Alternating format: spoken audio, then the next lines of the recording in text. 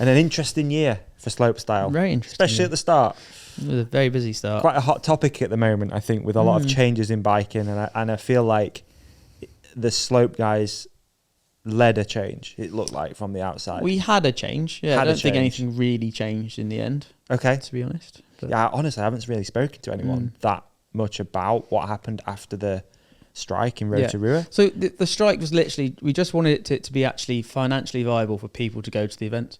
Because they were trying to make it so like the alternates, who are going to be the next generation, were having to pay for your flights, pay for your own accommodation, pay for your own food, pay for your transfers from the airport to Rotorua, which, as most 17-year-old kids, who has a spare $5,000 kicking about, which is about how much it would probably cost. Not many. Okay. I can think of. Yeah. Unless you've got some parents who are very willing to pay for you to go. Yeah. I know I wouldn't have been able to have done it. I know I was struggling to do it when it was just paying for flights, and I got picked up in hotels. It's interesting thinking back, because this was such a hot topic at the time. Obviously, it's almost a year on from when this happened, give or take. It's about 10 months into it. So it's interesting to think back at, I remember I guess like the internet and the diversity, I guess, would you say? Like people were on athlete's side, but then people were also, it was very much like, I wouldn't say it was torn in the middle, but definitely went one way more than the other. But it's interesting to think back at that. And we came to an agreement at the end, but it's personally, I'm not very happy with it. Okay. Because it's they've brought in this thing called the stipend system. So they all cover our flights to get to the events. But if you then win prize money, you then have to repay Crankworx with the prize money. So you don't pay as much taxes, I guess, on your end, because it's not coming out of your prize purse, out of your actual earnings as a person. But you lose out on the prize money in the long term. Okay. Interesting. Okay. Yeah, it's a bit of an odd one. Can we unpack it a bit and go back to like when it first kicked off? Because I think that'd be interesting. So who led the discussion? Who was the first person to? There was talks in our like the main group of slopestyle guys. So you have like a WhatsApp group. Yeah, there's a WhatsApp group of like the top 20 or the main guys that are going to be in and around, and even a couple of the alternates that are going to be in the next couple of years or even at the end of this year. So they'll have to see what's going on. So don't turn up to like, oh my god, what's going on? Yeah. But yeah, it's just. So someone first mentioned it in there. Yeah, it was spoken about like we need to do something, need to say something, and like they were wanting to put a statement out way before, like in like this sort of time 2023 it'll have been, yeah. And I was like, if you do that, they'll come up with a reasoning way before that, and we'll end up nothing will happen. They'll just say no, not going to happen. The only way we can actually make them do something is to do it on the day, first day of practice. We're all there, sat there. They can't go and find another 15 riders, because that's all they would have done. They said, you guys aren't coming, we'll invite the next 15 riders. So it's the only way we could get like almost back them into a corner to try and get them to do something, which they have done something, but they're claiming that that's as much as they can do. But I have sources that tell me otherwise. So okay. Obviously, I don't know. I have no idea. I just feel like, again, from the outside looking in, looking at the state of the economy, the state of the sport, the state of all of it at the moment, it seems to be quite a turbulent time, you know, looking at everything that's been going on. And I've had this thing, I think we spoke about it on the last episode, about it's felt a bit negative. It's quite, I'm a little bit apprehensive about talking about this, but it is something that you've been going through and we should talk about. But and I've been on probably one of the forefront of it. Definitely. And rightly so, if, you know, standing up for the sport and fellow athletes and whatever, rightly so. But yeah, it's definitely felt a bit weird recently talking about this sort of stuff, and I wouldn't know the state of Crankworx and what's going on. They just released a 2025 schedule. Yeah, it got scheduled. 3 stops now. It's no Innsbruck this year. No Innsbruck. And then they've got the summer series as well, which annoyingly, really annoyingly actually, they've put there's a gold event in Christchurch before Rotorua. Yeah. And I know for a fact that they knew when Proving Grounds was going to happen, and they put it on exactly the same weekend. So there'll be 2 events going on in New Zealand the same weekend. One in Christchurch, one in Queenstown. So Proving Grounds is the women's. No. Proving Grounds is like basically It's Todd Barber, the guy who runs Rampage, and what's the skier called? Snowboarder. Oh shit! No, it's not Proving Grounds. It's called Natural Selection. Natural Selection. Sorry. Yeah. Yeah. That's on the same date. Yeah, same date. So you pick which one you want to go to. Right. For you, which one's more important? I don't know yet. Okay. I'm not sure which one to do. Okay. But yeah. So natural that's selection. like, it's just we spoke about this recently about it's just what that frustrating for people like myself who would do both quite happily. Yeah. Because Proving Ground of National Selection was date, they knew the dates. Crankworx knew the dates, and they still put that date. So if they did it a weekend after, then it would make sense. And the timing works out that it's like one trip for people, not like a 3-week gap between. Like, you're not going to have to, you got to go book a hotel now for 3 weeks to sit around in New Zealand. Not that it's not a bad place to be. Yeah. And there's not nice things to do. It's just like, that's another massive chunk of money people got to cash out. But yeah, it's just a bit frustrating. Okay. And then, So the state of slopestyle after the strike, would you say it improved? It definitely, did you have a better year at it after that?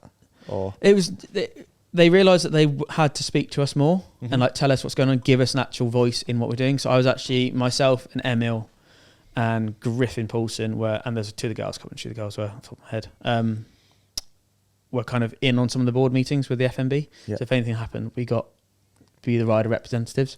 I'm not doing that this year just because it was very taxing and I couldn't be bothered anymore. Yeah. So I think Nikolai's taken my spot. How do you mean taxing?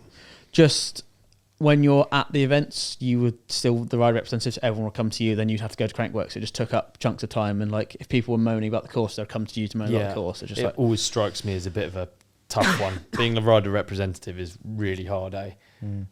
It can, sometimes it can be really good. Like sometimes if it's all perfect, you don't do anything. But sometimes if it's windy, then people are like, no, I'm not going to ride.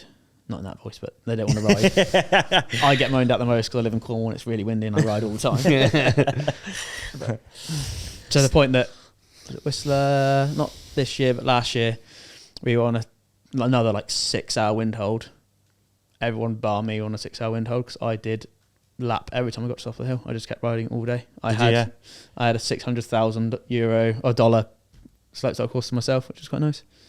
50,000 people watching. Are opinions always split? Like, what's the percentage? Is it always really split, or is it normally everyone has the same? It's usually we're all quite grouped together. Yeah, this is what's happening. But I was still with them. Like, I'm not going to drop in for an actual contest run until you boys are happy. But I'm willing to ride now, so I'm going to ride my bike. You might find it annoying, but Cornish wind. It's I'm just trying to. Even if it was my run and it got windy, I'm used to the wind conditions. Yeah. If you've sat around all day not ridden your bike for 10 hours and then, okay, go. At least even if I can ride the first 5 features and be warm on my bike, it's going to be better for me. It's so interesting. It was cool, obviously, to see that the athletes all banded together and it was a joint thing. That was cool. And I think seems to be what's going on in other aspects of mountain biking, especially in downhill and whatnot, is that it's a lot. They can't seem to get that thing together. Because there's only there's 16 of us for the men's side. It's such a smaller number to deal with.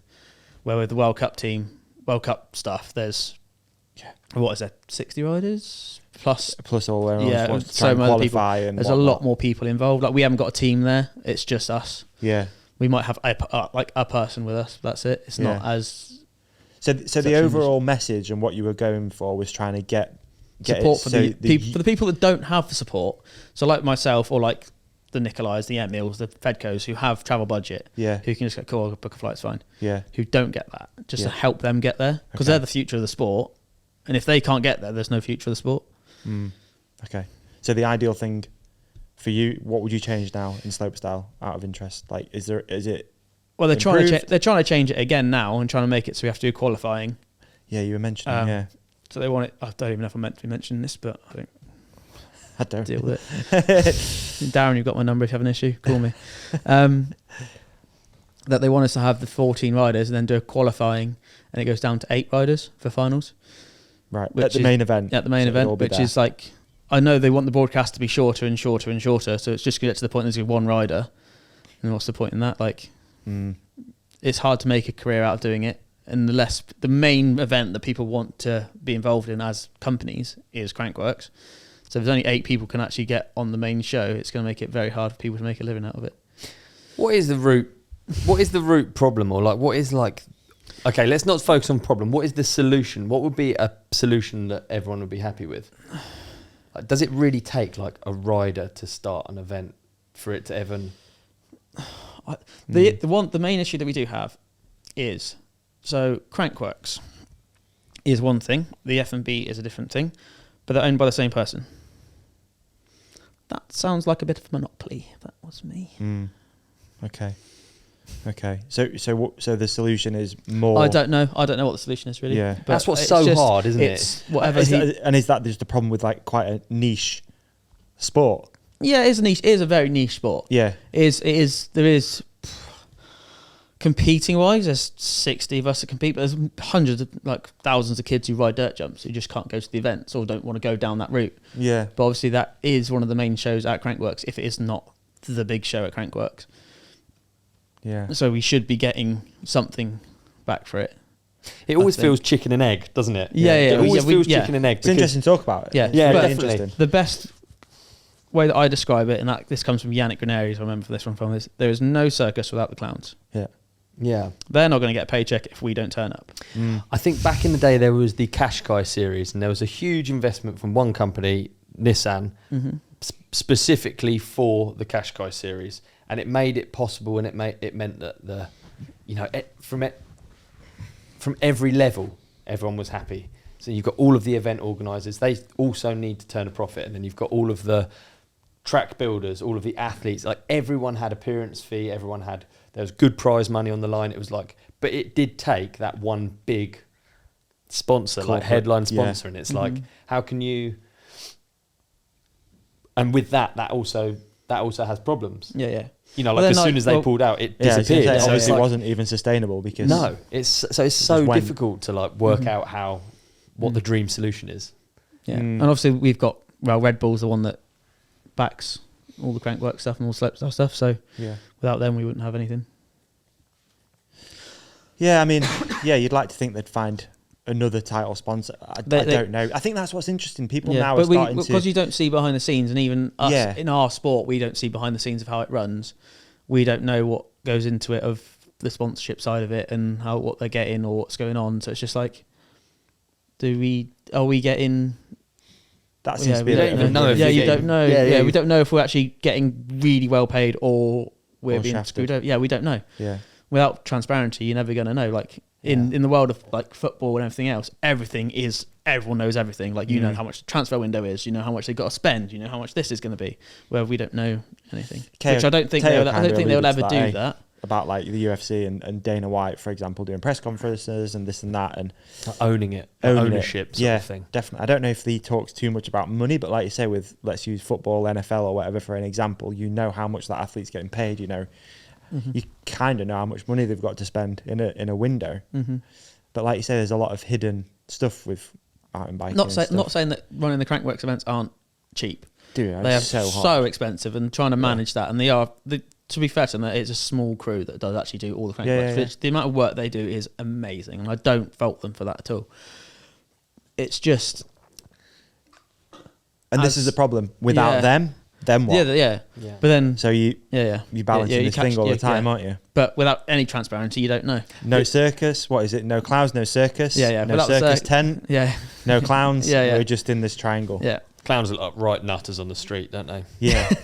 Yeah, street performing then, aren't you? Yeah. Literally riding street, doing vlogs. I quite often will hear a figure and I'll be horrified and I'll be like, oh my goodness, they're making so much money. You know, in various things, you hear it and you're just like, oh, my poor person mind is like, my God, blown away. And then you just work backwards and you're like, oh. Yeah. Oh, there's 40. No one's making loads of money. It's like, so, it's really difficult because like in that respect, transparency can be like damaging. Yeah. You know, you hear a big number and you're like, but True. then you don't know how much satellite time is and this is and event cost and blah, blah, blah. Yeah. Who knows what the answer is? Yeah, who knows what the answer is? Not me. I certainly don't either. I just love biking and just want to hopefully aim towards a point where everyone's happy and there's cool events. Yeah. Dude, I thought you were about to announce the start of your slopestyle career. I just love biking, and I just hope that next year I'm going to... Yeah, I might just try and enter a couple just for shits and giggles. So you're going all out for the full slopestyle season. Okay. Hey, man, what an episode that was. You did amazing in it. And so did you. You shone like a star. You shone like a moon. Can we also put something up here that you can click on for the next episode? How about we put a subscribe up there in the middle? Yeah, I love We're going to put a video we think that our lovely companionship will love on your face. On my face? Yeah. And so they can't see me now? Gone. And on my face, another video that we think people will love. And thank you for watching. Thank you for listening. Please hit like and subscribe. You guys are the best. Peace and love.